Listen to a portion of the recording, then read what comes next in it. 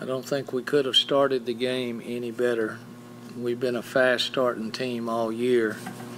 And to be honest, we were going from great to good early. And that means we were going to shoot elbow jumpers, try to shoot layups, and try to get the ball into the post. Well, they threw that out the window. These two kids were lighting it up from outside, and we just go with whatever's working. I guess the saga of Pinky Gate is over with. So I think we figured out Pinky Gate is we got to have something else. But I thought Carter played extremely well. She let the game come to her. And when she's hot, she knows it, I know it, and you just got to let her go. But I thought we did a great job sharing the basketball, finding the hot person. And in the second half, after a little revival with my post players, where we were getting killed on the boards, I thought both Indy and Sierra came to play in the second half. We got it inside. We shot, 37 free throws or something like that to 7. And I thought that was the difference in the game, was the second half wearing them out inside and getting to the free throw line and getting them into foul trouble. Surviving advance, one of the things that really helped was seeing how Marquette struggled against a very good Rice team, how they let Rice control the tempo. We wanted to control the tempo of this game, and we did. And I'm sure Marquette learned their lesson, and they'll be back to the old Marquette come Sunday afternoon. Questions for student athletes to the left, Cease. Robert Susser, Bryan College Station Eagle. Kayla, following off what Coach said, why the threes? Why did you guys come out and start hitting the threes? And why shoot the threes and then they went in? Well, my first three, I was wide open, so I was going to shoot it. And after I started making them, I just kept shooting the ball, and they were going in. I think the same goes for Ken. Right side, Christy. Christy Reekin from the Associated Press. Kennedy, I know you told us yesterday that you were just fine, but when you've had surgery and you haven't played in a couple weeks, is it weight off your shoulders when you come in and you're shooting the way you are early? Well, I've just put in a lot of work. Even though I wasn't able to play, I was doing a lot of things off the court that really helped my ability. And then once the doctors finally released me, I just been in the gym putting up shots and just working on my game. So that was the biggest thing, just staying in the gym. And it paid off. Third row left, Travis. Travis Brown, the Eagle. Kennedy, you made a couple of pretty hard falls there at the beginning. Was it good to kind of get banged around a little bit and know that everything would hold up? Yeah, it was pretty good. It was kind of in the moment, so I really didn't notice when I got that N1 how hard I felt. But the doctor said it would be extremely hard for me to re-injure. So my biggest thing was just to go out there and play fearless and just play hard and just play how I always play. Kennedy, right. Mike Lucas, KX News. You guys have had a couple good starts this season, but do you feel like that was the best 10 minutes of basketball you guys have played all season? I mean, I don't think you put up 31 points in a quarter up until that point. Wow, I mean, it was a great quarter for us shooting-wise. I think everyone just did their part, from the post players to the guards to the point guard running the offense, and Bill Washington just finding us and getting us open shots, open threes, and me and Kayla just been putting in work, and we were lucky enough to knock it down. So that was probably the best start. I enjoyed playing that first quarter tonight. Your third row left, Travis. Kayla, did y'all have any worries about Kennedy's finger, and especially when you saw her go down a couple times like that? Did it kind of make a jump at all? Honestly, it's like in the middle of the game, so it's not really like, oh my God, like, so I didn't really realize it until after. I'm like, dang, she really did fall pretty hard. So I don't think we were just too much worried at that moment, but after the moment, I feel like we were a little bit worried. Here along the left, Cease. Nadia, to follow up what Coach said, he said that Marquette playing close, you guys paid attention. Did you guys really pay attention? Did that play anything into the game, do you feel, today? I think we did pay attention, but we know that that's not Marquette's.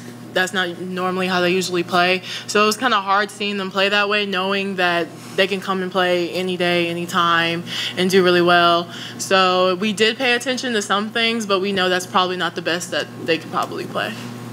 Back behind the lights, far left. Kennedy, John Wilson with KBTX. How did the wrap feel that you talked about you were going to wear yesterday, and do you think you'll keep it the same moving forward, or now that you're advancing, maybe change it? I think I'll just keep it. It feels fine. It's not too much. It's just one layer plus a little thick padding, so it really doesn't bother me or affect my shot. I guess I would say if it gets hit, I really can't feel it as much. So it protects me pretty well. So I think I'm going to keep it on just to stay safe. Anything else for the student athletes? All right, ladies, thank you very much. Thank you. Thank you.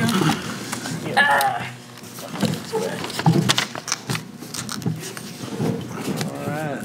Questions? Far right. Mike? Back behind the lights, Coach. Coach, Mike Lucas, KXTV. You mentioned you guys have started hot before, but is that the best first quarter or best 10 minutes of basketball the team's played all season? Kentucky on the road was pretty doggone good too, knowing that they were number 15 in the country, and sometimes the competition was a little bit different. But we shared the ball, I think, as well as we played in the first quarter. We could have hurt a lot of SEC teams as well by how we opened up and shared the ball, moved the ball. But normally with SEC defense, you do not get that many wide open threes. And it's not that we have a whole lot of three-point shooters, but we sure the heck know who our two are, and we try to find them by reversing the ball. Right side, Christy. Christy Rican from the AP. I know you said Pinky Gate's over, but when you have a player, one of your best players, if not the best, out for 2 weeks with an injury and having surgery, does it give you a sigh of relief whenever you see her playing the way she did early for you? This team's done it all year, Christy. We just handle adversity as well as any team, whether it was the transfers or the graduations last summer or the injuries or losing Wilson, moving a junior college point guard in. We just find a way. And while I'm thinking about it, look what Sham Washington did today. She's not up here. Look at her stat line. 2 out of 5, 2 out of 2, 9 rebounds, only 1 foul, 7 assists, 2 turnovers in 34 minutes. Where would we be without Sham? Okay? That's sometimes when a kid, that means that was pretty good recruiting by us to find somebody to come in. Because here's the problem. There's a lot of kids across the country and in the state do not want to come in and play behind Kennedy Carter. They want to play with her, but not behind her. And so I thought we hit a home run on signing Sham Washington, and she proved it today. She dissected their zone. We got what we wanted. To the left, Cease. Gary, the second quarter, you were relying too much, you feel, in the jump shots after they did so well in the first quarter, or did they settle into their game a little bit more? What do you think about the second quarter? I think basically it was all them. We settled in to forcing some shots. We got our tail whipped on the boards in the first half. How many times is your 1 and your 2 going to out-rebound my 4 and the 5? And that's what happened today. I think between my 1 and my 2, they had 16 rebounds to only, we were getting beat by the Simmons kid in there. She was doing a great job. Their big kid in there was walling up, doing a good job, and I just think a lot of it was just Wright State playing like they capable and got over. It's hard walking in with the majority of the fans pulling for the home team. But I thought after the first quarter, Katrina Merriweather did a great job of rallying her team. Instead of it being a 25-point game at half, it was a 13-point game. And give them a lot of credit. That's just good coaching on their part. Third row left, Travis. Hey, Coach. Kennedy, of course, had the pinky. We just found out one of their players played the whole game with a broken wrist. Is this game just a good example of kind of the toughness of the women's game, especially on this stage? Which player played with broken wrist? Number 12, Mackenzie Taylor. Their senior? I'm sorry, Emily Vogel. Vogel? Yeah. Did she break it in the game? No, it was at practice. We didn't know about it. Wow. Well, obviously that Emily- affected her 1 for 7 shooting, because on the scout report, she was one of the ones we needed to stop. Gosh, that is toughness, Travis. And in the women's game is one of the most underrated sports ever.